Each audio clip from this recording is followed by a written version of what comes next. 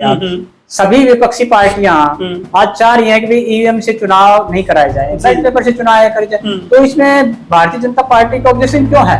जब सारी पार्टियां अपोजिशन की चाह रही हैं कि बैलेट पेपर से चुनाव होना चाहिए, आप क्यों नहीं करवाते बैलेट पेपर से चुनाव? बैलेट पेपर से चुनाव जब अभी आपने एक छोटा सा उदाहरण तो पाकिस्तान में हुए थे जी, कितना आपने वो देखा था? क्या ये जंगल राज फिर ले आना चाहते हैं? बैलेट पेपर से चुनाव होगा तो जंगल राज वापस आएगा कंफर्म 1001%। क्यों मानते हैं आप? जब दिख रहा है ना, पीछे हुए नहीं थे चुनाव, क्या सरकार के पीछे हुए चुनाव हुए नहीं थे क्या? पीछे उससे पहले जो ईवीएम से पहले क्या चुनाव होते थे उसमें गपलाबाजी नहीं होते थे? डब्बा ठा के बगेल दिया, किसी दूसरे को लाके मोर मार दी, कैसा नहीं होता? चुनावी वर्ष को देख करके आज मुख्यमंत्री महोदय जी ने कुछ शिलान्यास किए हैं जी। क्या ये चुनावी वर्ष नहीं मानते? क्या इनको 8 साल पहले एम्स की याद नहीं आई? अब चुनावी वर्ष को देखकर ये शिलान्यास किया है, क्या हम इसको चुनाव की वो नहीं माने? रोड की कनेक्टिविटी लगा लो, रेलवे की कनेक्टिविटी लगा लो, इतनी रेलवे कनेक्टिविटी करवा दी कोशली विधानसभा की बात करें जो कांग्रेस ने कभी सोची। तो यहाँ से चुनाव दीपेंद्र सिंह हुड्डा अब की बार 100% यहाँ से चुनाव जीतेंगे। इन्होंने तो सिर्फ लोगों की वोट लेने के लिए ये हथकंडे अपनाए जा रहे हैं। हरियाणा में कोई ऐसी उपलब्धि नहीं है सांसदों की, इस सांसदों ने अपना ऐसा कोई काम। तो आपकी पार्टी में मचा हुआ है, कहीं राव साहब को बोला जाता है कि राव साहब अपने चहेतों को टिकट चाहते हैं यहाँ से, कभी भूपेंद्र यादव का नाम लिया जाता है कि उनकी टिकट कटवा दी गई, कभी बोला जाता है कि सुधा के पीछे भी लगे हुए उनकी भी टिकट कटवा दी जाएगी। तो क्या राव साहब की बीजेपी मानेगी, नहीं मानेगी, या क्या घमासान है? अगर कोई एकमात्र सांसद है तो दीपेंद्र सिंह हुड्डा है जो हरियाणा की आवाज को जीतते हैं तो हम जीत गए और हारते हैं तो ईवीएम ने हरा दिया। क्योंकि कांग्रेस की एक सोच ही रही है लगभग सी, तक उन्होंने सरकारी तंत्र पे आंगली उठाने का, वो किसी भी तंत्र पे लगा लो आप। नमस्कार, आप देख रहे हैं स्टेट न्यूज हरियाणा और मैं हूं अमित अमन। आज एक डिबेट शो करेंगे, चर्चा है राजनीति की, और राजनीति इसलिए क्योंकि आपको पता है कि अब जो लोकसभा चुनाव हैं वो बिल्कुल मुहाने पर खड़े हुए हैं और अब कुछ भी हो सकता है। किसी भी समय पे जो आचार संहिता है वो लागू हो सकती है और सरकार किसकी बनने वाली है, इसी को लेकर के आज हम चर्चा करेंगे राजमंत्र के अंदर। और हमारे साथ में ओम प्रकाश डाबला जी मौजूद हैं जो कि कांग्रेस का पक्ष रखेंगे, ये उनके प्रवक्ता हैं। दूसरी तरफ सुरेंद्र माड़िया जी हमारे साथ में मौजूद हैं, ये बीजेपी का पक्ष रखेंगे। हालांकि ये फिलहाल वार्ड नंबर 6 रेवाड़ी से जिला पार्षद भी है फिलहाल, और बीजेपी के ये कार्यकर्ता भी है। चलिए इनसे हम बात करते हैं और सवाल इनसे एक एक करके सवाल ले लेते हैं। डाबला साहब, सबसे पहले मैं आपके पास आना चाहूंगा। अब की अगर बात करें, फिलहाल हम बात करेंगे हरियाणा की, क्योंकि जो ऊपर की राजनीति है उस पर बाद में जाएंगे। तो हरियाणा के अंदर आपको क्या लगता है, अगर अहिरवाल की बात करें, अहिरवाल के अंदर आपकी पार्टी के अंदर ही घमासान मचा हुआ है, टिकट को लेकर के इतनी मारामारी है कि एक जगह पे जो भूपेंद्र सिंह हुड्डा जी हैं उन पे आरोप लग रहे हैं कि वो ना तो किरण चौधरी जी को टिकट लेने दे रहे हैं वहां से, और ना ही वो कैप्टन अजय के साथ बना करके रख रहे हैं। इस पे क्या कहेंगे? देखिए, हरियाणा में जो लोकसभा चुनाव होने जा रहे हैं उसमें टिकट को लेकर के ये हुड्डा साहब के हाथ में नहीं है कि भी किसी को टिकट देना है, किसी को टिकट कटवाना है। ये टिकट का काम हमारी हाईकमान का है, स्क्रीनिंग कमेटी का है। कमेटी फैसला करेगी कि कौन जीतने वाला कैंडिडेट है, उसको टिकट मिलेगी। आज हमारी पार्टी में टिकट के बहुत से दावेदार हैं, हर जगह 5-5, 7-7, 10-10 दावेदार हैं, और पार्टी की जीत को देख करके हमारे जो पार्टी के कार्यकर्ता है, नेता है, उनमें वक्त वो हो रही है कि हम कौन चुनाव लड़े। हर आदमी चुनाव लड़ना चाहता है, तो इसलिए टिकट तो सर्वे के बाद जो जीतने वाले कैंडिडेट है पार्टी हाईकमान उसको टिकट देगी। अच्छा, अगर हरियाणा की बात करें तो कितनी सीटों के ऊपर आप अपनी जीत मान करके चल रहे हैं? देखिए, हमारा एक सीट पर आम आदमी के साथ अलायंस है जी, और हम सब 10 ही सीटें आम आदमी पार्टी और कांग्रेस पार्टी मिलकर ही चुनाव लड़ रहे हैं, और हमें उम्मीद है कि हम 10 की 10 लोकसभा जो सीटें हैं उनको जीतेंगे। क्योंकि मोदी जी के 10 साल के राज में हर आदमी तंग हो चुका है, और हरियाणा में ऐसा कोई काम नहीं जो इन सांसदों ने किया हो, इसलिए अब की बार पार्टी में कांग्रेस के प्रति हवा है और हमारे सांसद 10 की 10 लोकसभा सीटों पर जीतेंगे। बिल्कुल, चलिए मैं आपके पास आता हूं सर। सबसे पहले तो इनका सवाल आपसे लेंगे। ये कहते हैं कि हरियाणा के अंदर आप लोगों ने कोई भी काम नहीं किया है, मोदी जी ने कोई ऐसा काम नहीं किया या सांसदों ने ऐसा कोई काम नहीं किया कि जिसको लेकर के ये कहा जा सके कि हरियाणा के अंदर बीजेपी की कोई साख बनी हुई है या सीटें जीत पाए? मैं सबसे पहले आपके स्टेट न्यूज हरियाणा के दर्शकों को सुरेंद्र मड़िया की तरफ से राम राम। हमारी 2014 से बीजेपी की सरकार है और माननीय प्रधानमंत्री मोदी जी के जो कार्य हैं वे धरातल पे दिख रहे हैं लोगों को। और मैं ये कहूँगा कि हरियाणा में 10 की 10 सीटों पर जी कमल का फूल खिलेगा। जो पीछे जो कीचड़ 2014 से पहले जो इन्होंने खिंडा रखा था कांग्रेस ने, वो अब खिल रहा है जी। 10 की 10 सीटों पे खिलेगा और कन्फर्म खिलेगा। अच्छा, ये तो कहते हैं कि जो यहाँ पे रोहतक की अगर हम बात करें लोकसभा की, उसके अंदर कोई सांसद साहब ने काम ही नहीं किया। नहीं, ऐसा कुछ भी नहीं है। कहने का विपक्ष का काम है कहने का, और इनको कहने का हक भी है, कहना भी चाहिए। 1947 के बाद के में जो एम्स थे वो एक नेहरू जी के टाइम में बना था और 6 अटल बिहारी वाजपेयी के टाइम में पास हुए थे। और 2012-13 में डॉक्टर मनमोहन सिंह जी ने एक आधारशिला रखी थी। इनकी 6-7 ही एम्स थे और आज 15 एम्स बन चुके। हमारे जो काम करने की जो सोच है, जो प्रधानमंत्री मोदी की जो सोच है, वो बहुत दूरगामी है जी।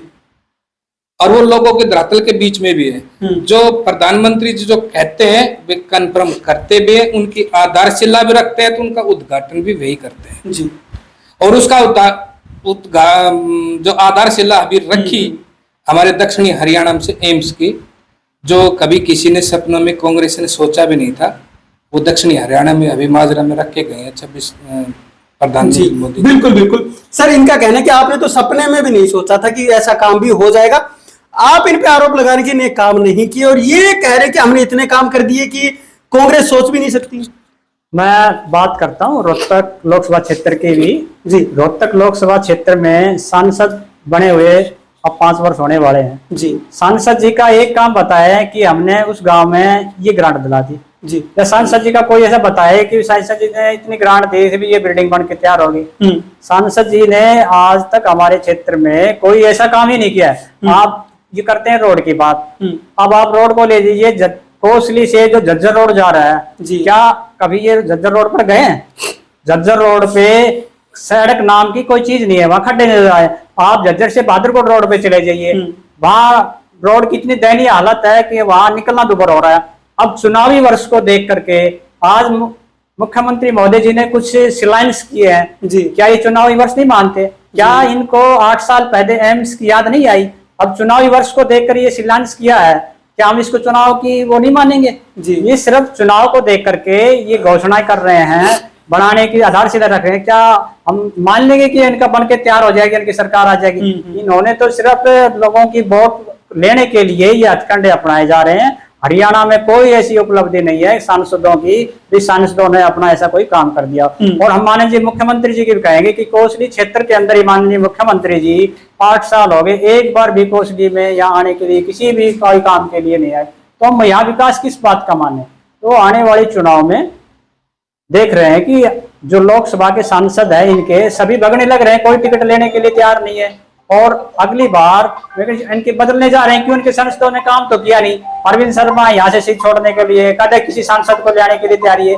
ये हमारे सांसद चक्रव्यूह में फंसाने के लिए कर रहे हैं, सिर्फ बदलाने के लिए। तो यहाँ से चुनाव दीपेंद्र सिंह हुड्डा अब की बार 100% यहाँ से चुनाव जीतेंगे और सांसद भी बनेंगे और 10 जो हमारी 9 सीटें हैं उन पर भी हम जीत सकते हैं। बिल्कुल, जो इनका कहना है कि आप लोग तो काम ही नहीं कर रहे। और बात की इन्होंने रोहतक की, रोहतक लोकसभा सीट ऐसी सीट इन्होंने बताई कि जिसके ऊपर कभी काम ही नहीं हुआ। बीजेपी के कार्यकाल में इन्हें रोड भी गिनवा दिए और सारी चीजें इन्होंने बताई, तो क्या ऐसा काम हुआ है? माननीय श्री मनोहर लाल खट्टर जी, हमारे देश के प्रधानमंत्री जी और डॉक्टर अरविंद शर्मा जी हमारे यहाँ के लोकप्रिय सांसद रहे और हैं।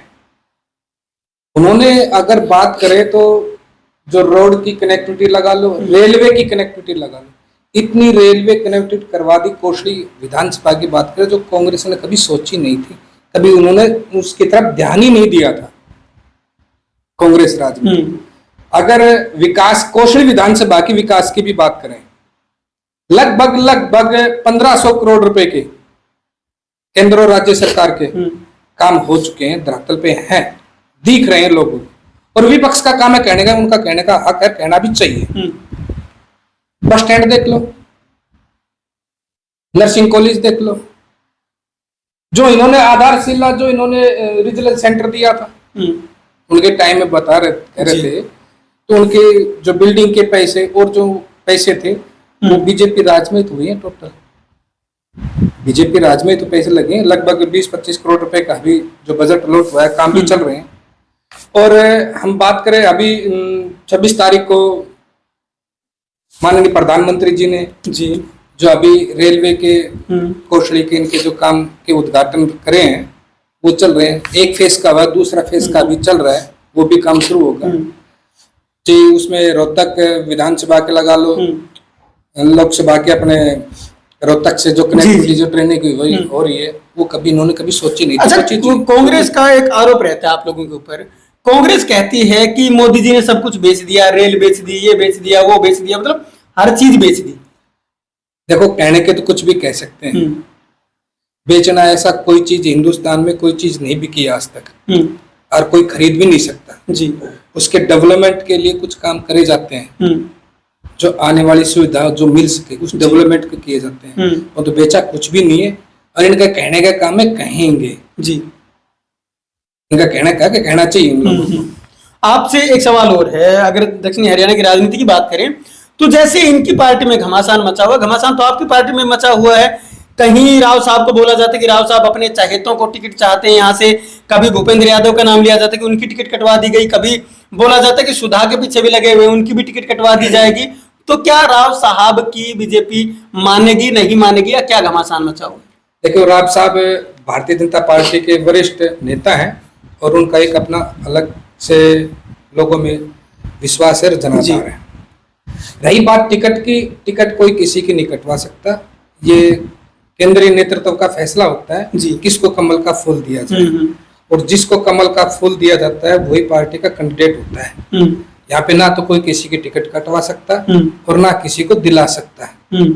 और रही बात डॉक्टर सुधा की, वो एक अलग चीज है, वो पार्टी नेतृत्व जिसको देगी कमल का फूल उसके साथ है, चाहे वो भूपेंद्र हो, चाहे वो राव इंद्रजीत सिंह हो, जो कितना भी बड़ा नेता और जो कितना भी छोटा कार्यकर्ता हो, वो पार्टी के लिए समर्पित है, समर्पित कार्यकर्ता होता है, समर्पित काम करते हैं। पार्टी जिसको फूल का निशान देगी वो कैंडिडेट होता है। बिल्कुल सर, आपकी अगर पार्टी की बात करें तो आप लोग भी आरोप लगाते हैं, अब की बार क्या दीपेंद्र हुड्डा जीत पाएंगे यहाँ से? पिछली बार तो आप आरोप लगा रहे थे कि दीपेंद्र हुड्डा को जानबूझ के हरवा दिया। देखिए, दीपेंद्र सिंह हुड्डा पिछली बार भी जीतने की पोजीशन में थे और अब की बार दीपेंद्र सिंह हुड्डा काफी ज्यादा मार्जिन से जीतेंगे, क्योंकि जो बीजेपी का कार्यकाल रहा है वो निष्क्रिय रहा है, लोग उससे उब चुके हैं।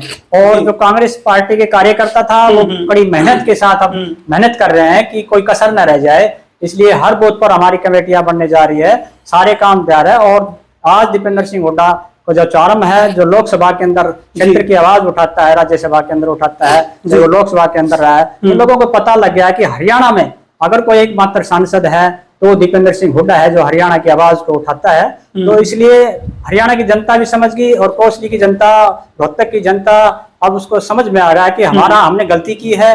पिछली बार जैसे भी हो सकता है गलती, माने ये पब्लिक का फैसला होता है, चाहे वो गलती लगा लीजिए। पब्लिक ने जो जनादेश देख के देखा था, भाई आपकी बार दीपेंद्र सिंह हुड्डा को कोसली क्षेत्र से जो जनादेश कम मिला, अब की बार वो पछता रहे हैं कि हमने दीपेंद्र सिंह हुड्डा को यहाँ से कोसली क्षेत्र से हरा करके और अपने विकास को रोका है जी। तो अब की बार उस विकास को रोकने की वजह से पूरी कसमस के साथ हरियाणा का वोटर नहीं, पूरा कोसली क्षेत्र का वोटर दीपेंद्र सिंह हुड्डा के साथ खड़ा नजर आ रहा है हमें। और पूरी कोसली हल्के से हम अब के लीड देंगे भारतीय जनता पार्टी को। और अभी फिलहाल राज्यसभा से सांसद हैं दीपेंद्र जी, तो क्या दीपेंद्र जी राज्यसभा की जो सदस्यता है उसको छोड़ने वाले हैं? फिलहाल एक तो ये सवाल, दूसरा क्या जानबूझ के हराया गया?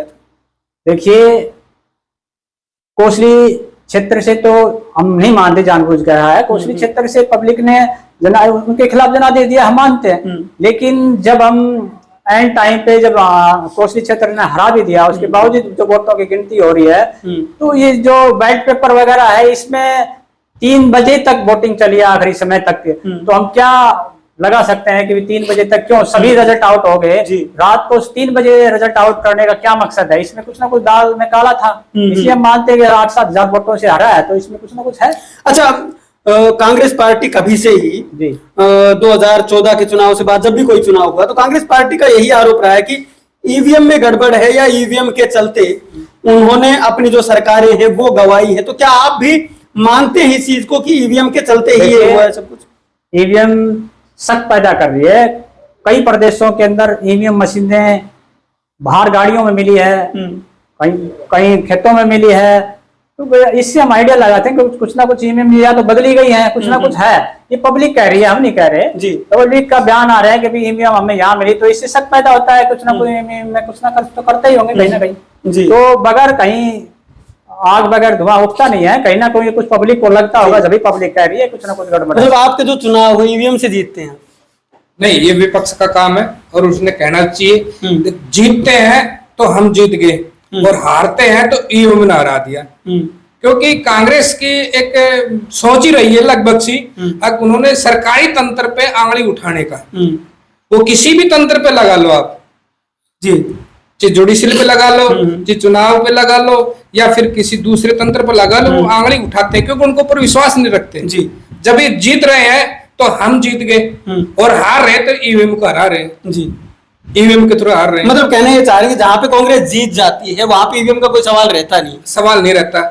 और जब हारते हैं तो ईवीएम ने हरा दिए। क्या केरला में अभी इनका जो चुनाव हुआ या कर्नाटक में हुआ तो जीते नहीं जी। सब क्या कहेंगे इस पे? जो चुनाव आप कर्नाटक में जीते हैं तो क्या वहां पे ईवीएम, या तेलंगाना की अगर बात करें जिनका सवाल यही है, तो वहां पे जो आप जीते हैं क्या बगैर ईवीएम के? देखिए, हम ये नहीं कह रहे कि हर जगह ये ईवीएम को बदलते हैं, हम कह रहे हैं कि ईवीएम के साथ छेड़छाड़ करते हैं जी।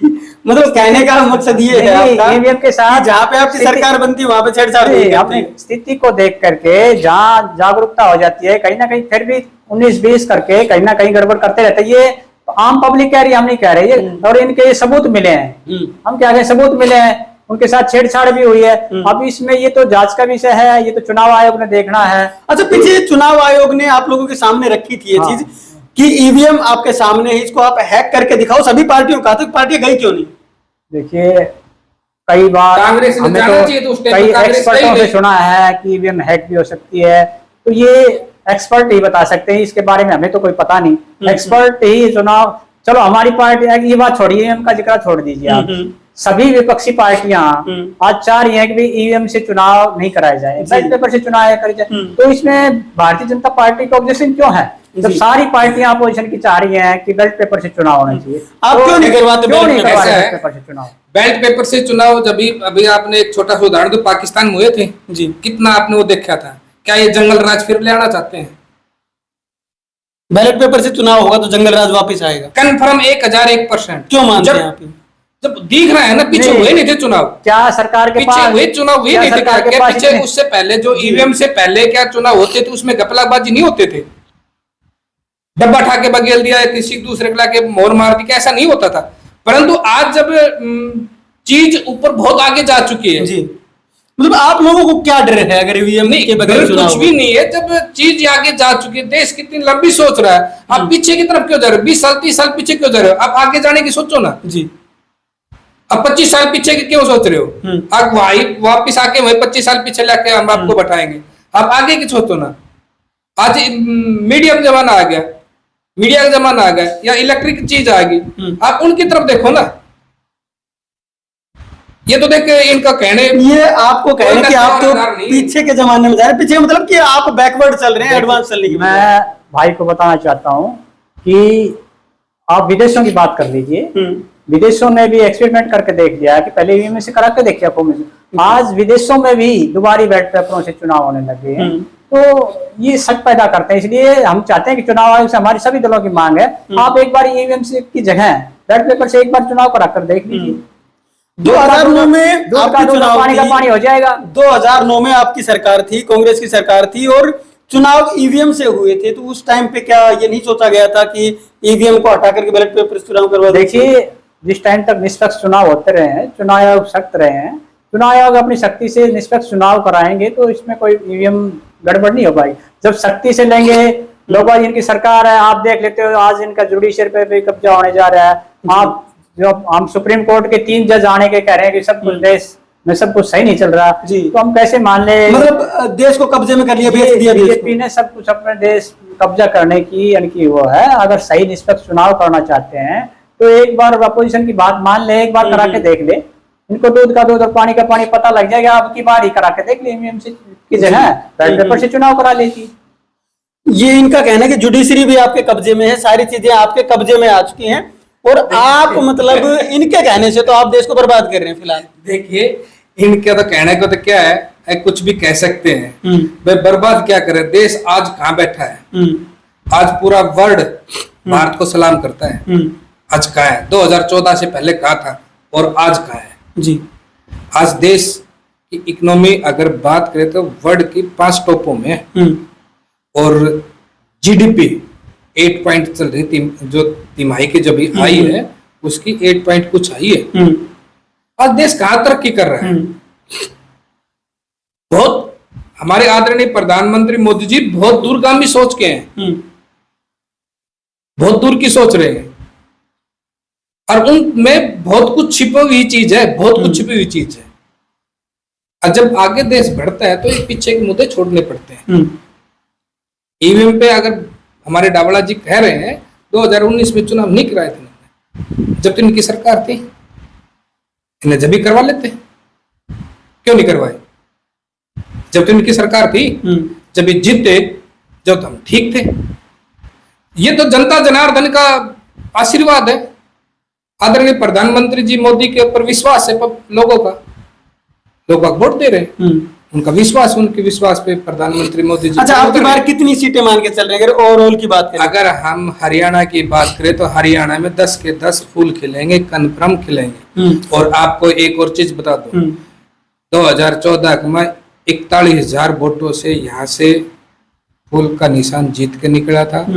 2019 में 75,000 से निकला था और अब के 1 लाख वोटों से कोसली विधानसभा से फूल खिल के जाएंगे। लेकिन इनका कहना तो ये है कि आपके पास यहाँ से लड़ने के लिए कैंडिडेट ही नहीं है। कैंडिडेट देखो, कैंडिडेट हमारे पास बहुत के हैं जी। अभी प्रेजेंट टाइम में हमारे सांसद भी हैं और भी लड़ने वाले काफी हैं। जो केंद्र जो चुनाव समिति जो हमारे ऊपर के जो नेतृत्व है, जिनको देगा फूल का निशान, वो यहाँ से चुनाव जीतेंगे, चुनाव लड़ेंगे, जीतेंगे। वो तो पार्टी का काम है, किसको देते क्योंकि हमारे पास तो बहुत ज्यादा है कैंडिडेट लड़ने के लिए, तो इनके पास नहीं है। इनका तो छोड़ जा रहा है जी, चुनाव लड़ने खातर तैयार कौन है? उन्होंने अपना या देख लो, जितने भी इनके जो नेता है, बड़े वाले नेता है, सारे नाट रहे। आज कैप्टन अजय भी मना कर गया, अभी 2 दिन पहले स्टेटमेंट आई थी मैं चुनाव नहीं लड़ूंगा। सारे जित इनके बड़े नेता है, सारे चुनाव लड़ने से, हारने से डर रहे हैं, चुनाव लड़ने के लिए तैयार नहीं है, क्योंकि उन्होंने हार दिख रही है साहब। बिल्कुल आपके नेताओं को हार दिख रही है, इनका कहना है कि और चुनाव से डर करके भाग रहे हैं और 10 की 10 सीटों का दावा इन्हें ठोक दिया। आपकी सीटें कितनी आएंगी? क्या आपके नेता भाग रहे हैं चुनाव? अमन जी, मैं आपको बताना चाहता हूं, अगर इनके जो सांसद है, अब जो वर्तमान में सांसद है जी, अगर उन्होंने काम किया होता तो उनको चुनाव लड़ना पड़ता। चुनाव बीजेपी लड़ाई क्यों नहीं? अरविंद शर्मा को यहाँ से पब्लिक ने बनाया है जी, ठीक है, तो वो दोबारी अगर उन्हें काम किया तो फिर बनाए, तो उनको टिकट क्यों नहीं दी जा रही जी? इनके एक साल क्या उनको टिकट नहीं दी जा रही है? देखो, वो केंद्र का काम है, ये वो केंद्रीय नेतृत्व का काम है। हमारी जो पार्लियामेंट की जो चुनाव समिति है, वो डिसाइड किसको चुनाव लड़ाए जी।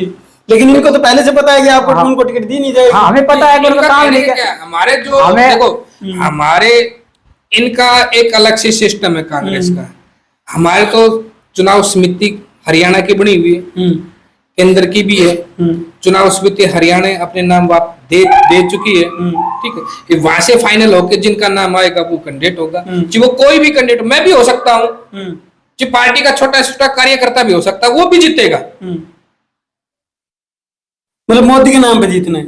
मोदी के नाम पर, मोदी के प्रधानमंत्री मोदी जी के विकास कार्यों के नाम पे, मनोहर लाल जी के विकास कार्यों के नाम से, माननीय मुख्यमंत्री जी के कार्यों के नाम से जीतेंगे। क्यों काम कर रखे हैं, धरातल पे लोग बाग साथ हैं। क्या क्या कहेंगे आप बताइए। देखिए, हम तो काम में विश्वास रखते हैं। अगर इनके वर्तमान सांसदों ने काम किया है तो वो मैदान में आए और लंगोट कस के आए।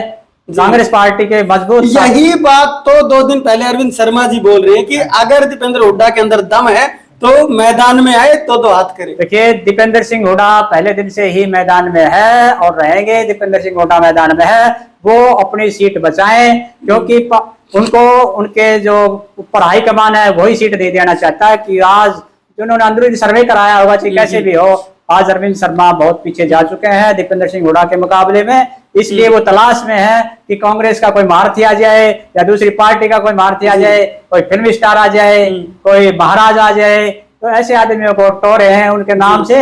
नहीं तो दीपेंद्र सिंह का यहाँ पर मुकाबले में कोई कैंडिडेट। अच्छा, कितनी सीटें हरियाणा में, कितनी सीटें? हम 10 की 10 सीट जीतने जा रहे हैं हरियाणा में। आपको बता देते हैं, पिछले दिनों इनके सांसद, वर्तमान सांसद धर्मवीर जी पहला ही कह चुका है कि मैं लोकसभा का चुनाव नहीं लड़ूंगा जी। और अब देख रहे हो आप, इनके सांसद खुद भाग रहे हैं। हमारे सांसदों को, सब सांसद हमारे ऐसे हैं, सब चुनाव लड़ना चाह रहे हैं। बिल्कुल बिल्कुल, मैं दोनों से सवाल करूंगा इसी विषय को लेकर के। पहला सवाल आपसे, आप कह रहे 10 की 10 सीटें आएंगी आपकी। जब 10 की 10 सीटें आएंगी तो आम आदमी पार्टी से आपको गठबंधन क्यों करना पड़ रहा है? आम आदमी का और हमारा गठबंधन हुआ है तो 10 की 10 हमारे खाते में आएगी, वो भी हमारे एक हिस्सा है। नहीं, अगर कांग्रेस 10 की 10 मान रही है देखिए, तो फिर गठबंधन की जरूरत नहीं पड़नी चाहिए ना। देखिए, हमारी कई सीटों पर आपसी अलायंस है। हमारी तो पंजाब में तो आपको आम आदमी पार्टी सीटें नहीं दे रही।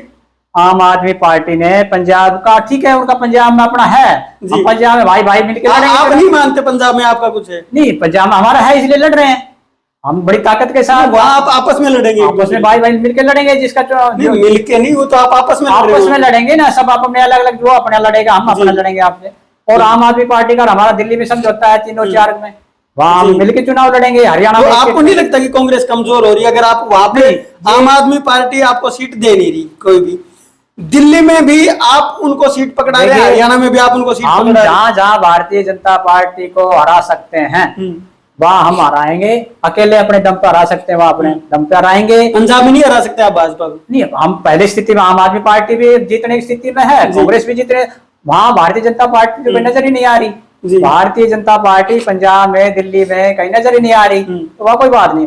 हमने अलायंस किया है, अलायंस में तो हम समझौते में किसी को एक सीट भी देंगे, किसी से लेंगे भी, तो ये अलायंस की बात है। भारतीय जनता पार्टी भी ऐसा ही कर रही है, उनका भी कई दलों के साथ समझौता है, वो भी अपने समझौते के साथ लड़ रहे हैं। तो इसमें समझौते में एक आध सीट देनी पड़ जाती है, ये कोई बात नहीं। आज भारतीय जनता पार्टी का राज है, फिर भी वो दे रही है अलायंस के साथ, तो इसमें कोई ऐसी बात नहीं है, कमजोर वगैरह की कोई बात नहीं होती। बिल्कुल बिल्कुल। तो आपकी अगर बात करें आपकी पार्टी की, तो अगर आप कह रहे हैं, दावा कर रहे हैं कि 10 की 10 सीटें जीतने वाले हैं, तो फिर ये क्यों हो रहा है कि हर जगह से कैंडिडेटों के अंदर लड़ाई है? या पहले जिसको सीट दी गई थी उसकी सीटें बदली जा रही हैं, या आकांक्षा लगाई जा रही है, यही कि अंदेशा है लोगों का कि यहाँ से इन लोगों को सीटें नहीं मिलेंगी? बकायदा अगर रोहतक से बात करें तो यहाँ से भी अब की बार जो लोगों के अंदर शुभुगाट है वो यही है कि जो टिकटें हैं, जो सीटें बदली जा सकती। देखिए, ये तो केंद्र का काम है, केंद्रीय नेतृत्व जो डिसीजन लेगा उसका काम है। और चोर चोर मौसेरा भाई जी, तो किसको कह रहे हैं आप चोर चोर मौसेरा भाई? जो उनके गठबंधन है उनको कह रहे हैं ना, जो कांग्रेस और आम आदमी पार्टी जी, दोनों चोर चोर मौसेरा भाई, उनके भी 2-3 जेल में पड़े हैं। और इनका तो बुरा हाल ही है कांग्रेस का जी, क्योंकि इनके जो करप्शन के जो मुद्दे हैं वे दोनों आपस में भिड़ के काम कर रहे हैं। और रही बात हमारे नेतृत्व की, जो नेतृत्व कमल का फूल जिसको देगा वो हमारा कैंडिडेट रहेगा जी। अच्छा, इनका तो मानना ये है कि जो आपने अभी कहा कि इनके जो सांसद हैं या जो इनके नेता हैं वो जेलों के अंदर पड़े हुए हैं, तो इनका तो मानना ये है कि ईडी आपके हाथ में किसी को भी अंदर कर सकते हो आप? तो ऐसा है, जिनने गलत काम कराया सी उनको तो डर होगा 100% जी। और जिनने गलत काम नहीं करा, मेरे बड़े भाई आदरणीय डावड़ा जी ने कोई गलत काम कर रखा सी, आराम से कोई दिक्कत नहीं। और जिन्हें गलत कर रखा सी उन्हें डर तो रहना चाहिए। और जो ईडी है या सीआई है, जो भी है, वो जो अपना काम स्वतंत्रता से कर रही है, निष्पक्षता से अपना काम कर रही है, और उनका करना भी चाहिए जी। और जिसने गलत किया है उनको जेल में भी जाना चाहिए, और जिसने गलत नहीं किया वो अपना आराम से रहो, काम करो, कोई दिक्कत नहीं है किसी प्रकार की। जी डावला साहब, कितने सच्चाई इस बात में, क्या मानते देखिए, कांग्रेस पार्टी का या अपोजिशन पार्टी का कोई भी नेता हैं? जी। अगर भारतीय जनता पार्टी से बाहर है तो वो लुटोरा भी है, चोर भी है, ये बीजेपी कुछ भी करके, और वही कैंडिडेट जिसके खिलाफ ईडी लगा करके उसको धमाका करके और अपनी पार्टी के अंदर मिला ले, वो इनके पास पता नहीं कौन सा पाउडर है जी। उससे वो बिल्कुल दूध का दिला और हो जाता है। आज के दिन जितने भी कांग्रेस के बड़े लीडर हैं इनको ऐसे ही दबा करके ये अपनी पार्टियों में जाने की कोशिश कर रहा है। आज के दिन बीजेपी खुद की पार्टी नहीं रहेगी। अब जो पहले था बीजेपी पार्टी, वो बीजेपी नहीं रही, अब तो मोदी कांग्रेस बन गई है जी। मोदी कांग्रेस पार्टी हम कह सकते हैं इसको। कांग्रेस तो आपकी पार्टी, बीजेपी ये मोदी कांग्रेस है। अच्छा। जितने भी कांग्रेस के थे वो मोदी के साथ आ गए। अच्छा। जो पुराने का बीजेपी के थे वो मोदी से कटते हुए जा रहे हैं, और जो कांग्रेस के बड़े लीडर थे वो मोदी। फिर वो आपसे क्यों जा रहे हैं? अगर वो कांग्रेस के बड़े लीडर हैं तो उनको क्या डर सता रहा है कि वो मोदी की साइड चले जा रहे हैं? देखिए, किसी को किसी इल्जाम में फंसाना, किसी को तंग करना, ये करना, तो ये बीजेपी तंग करने के बाद, ईडी लगाने के बाद वो चले जाती है। ईडी फिर कहाँ चली जाती है? फिर उनके केस का, मैं आपको महाराष्ट्र की बात करता हूँ। महाराष्ट्र में अजित पवार जी थे, शरद पवार जी के वकील थे। जब तक वो बाहर रहे उनके खिलाफ ईडी लगाई, 700 करोड़ रुपए का घोटाला की बात ईडी ने लगाया, सारे लगाए, इल्जाम लगाए। बीजेपी ज्वाइन करी जी। केस को वापिस ले लिया गया, भाई इस केस में कोई दम नहीं। उसके बाद वो मुख्यमंत्री बना दी, मुख्यमंत्री बना दिए गए जी। उसके बाद वो थोड़े देर बाद फिर चले गए। तो फिर कहा, कोर्ट ने फिर कहा कि नहीं भैया, आपको एक बार पूछताछ की फिर जरूरत है, फिर बुला लेते हैं उसको, फिर बुला। अच्छा, अगर महाराष्ट्र की बात करें तो उद्धव ठाकरे जी चुनाव लड़े इनके साथ मिलकर और बाद में तो आपके पास आ गए थे, तो उस पर क्या कहेंगे? देखिए, जब उद्धव ठाकरे के साथ अजित पवार का उनका समझौता था, जब किसी के समझौते को तोड़ करके धन बल के साथ, चाहे किसी भी बल के डराके के साथ उनके तोड़ ले जाए, तो हर आदमी को सहारा तो चाहिए। उद्धव ठाकरे को डर नहीं लगा? नहीं, उद्धव ठाकरे को डर नहीं लगता, वो जेल जाने से डरता नहीं। बाकी डरते लालू यादव सर कहते उनकी ईडी से डरेंगे, ना सीबी से डरेंगे, जेल जाना मंजूर है, लेकिन मोदी मंजूर नहीं है जी। अच्छा, आपके पास ऐसा कौन सा वॉशिंग पाउडर है, कौन सी वॉशिंग मशीन है जिसके अंदर जाकर के, इनका आरोप है, उसके अंदर जाकर के सारे दूध के दुले हो जाते हैं या फिर वो पाक साफ हो जाता है? आदरणीय डावड़ा जी से मैं एक बात का चैलेंज करता हूं, जो भी बीजेपी में जो भी नेता आए हैं, एक भी नेता के किसी के भी कोई केस वापिस लिया, मैं चैलेंज करता हूं। वो आज भी केस चल रहे हैं। और रहे अभी डावड़ा जी ने एक बात की, लालू के टाइम में केस किसने किया था जी? किस टाइम में केस हुए थे? इन्हीं के टाइम हुए थे, इन्होंने करप्शन करवाई, इन्होंने केस करे। दूसरे ब्लेम क्यों लगा रहे? जब करेगा तो भुगतेगा भी, जब करे नहीं तो कौन भुगतेगा? इन्होंने तो करवा रखे हैं, कर रखे हैं तो भुगतेंगे।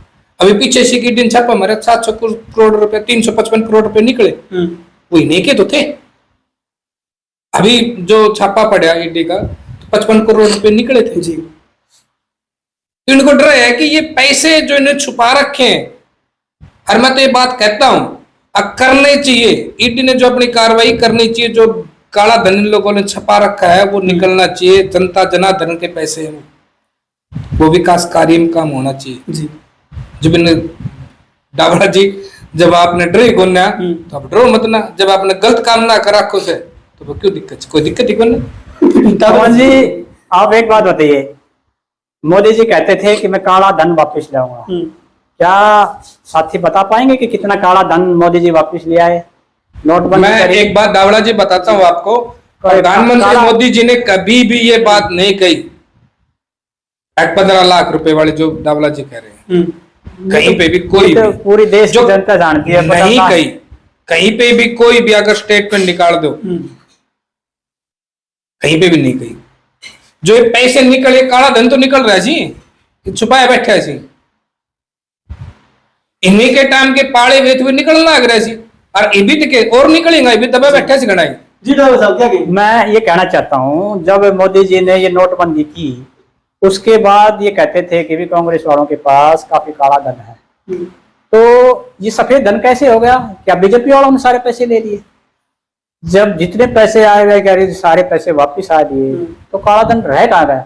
ये अगर ये काला धन किसी के पास अब मिल रहा है, जब ये बता रहे हैं, तो बीजेपी के राज में आया है किसी के पास? तो कांग्रेस का राज तो है नहीं, तो किसके राज में? बीजेपी ने भेज दिया इनके पास। जी कैसे भी हो, बीजेपी के राज में कहाँ से आए? आप ये जो बताइए, बीजेपी कह रही है कि काला धन हमें मिला ही नहीं कहीं, अब बीजेपी के राज में अगर ये हो रहा है, ये आरोप भी आपके ऊपर है, जो पकड़े गए पैसे वो आपके हैं और इनके पास आपने भेजे। अभी थोड़े दिन पहले 355 करोड़ रुपए पकड़ा था, किसका? वो तो ये कह रहे हैं कि आपके पैसे वो आपने हमारे भेजे। पैसे आपके थे, हमारी भेजे हैं। सरकार ने वापस ले लिए। नहीं आपके हैं, आदमी तो आपके थे, आदमी तो आपके आपका थे राज ना, है, जो आपका कहीं ना काम कहीं है। तार जुड़े हुए थे, वो कांग्रेस के साथ जुड़े हुए थे, कांग्रेस के साथ जुड़े हुए थे। राज में किसके में आए? बिल्कुल बिल्कुल, बहुत बहुत धन्यवाद आप लोगों का आज के दिन इस डिबेट के अंदर जुड़ने के लिए। मैं ओम प्रकाश डाबला जी का भी धन्यवाद करता हूं और सुरेंद्र माडिया जी का भी धन्यवाद करता हूं। अब आप लोगों को क्या लगता है, इन लोगों ने जो आपके सामने अपनी जो बातें रखी हैं, उनमें से आपको कौन सी बातें सच लगती हैं? और आप लोगों को क्या लगता है कि बीजेपी कितनी सीटों पर जीतने वाली है और कांग्रेस कितनी सीटों पर जीतने वाली है? साथ साथ जो इन लोगों ने एक दूसरे के ऊपर आरोप लगाए हैं, उनके बारे में आप क्या सोचते हैं? नीचे कमेंट बॉक्स में लिख करके जरूर बता दें। नमस्कार, धन्यवाद, जय हिंद, जय भारत। अगले एपिसोड में फिर मिलते हैं।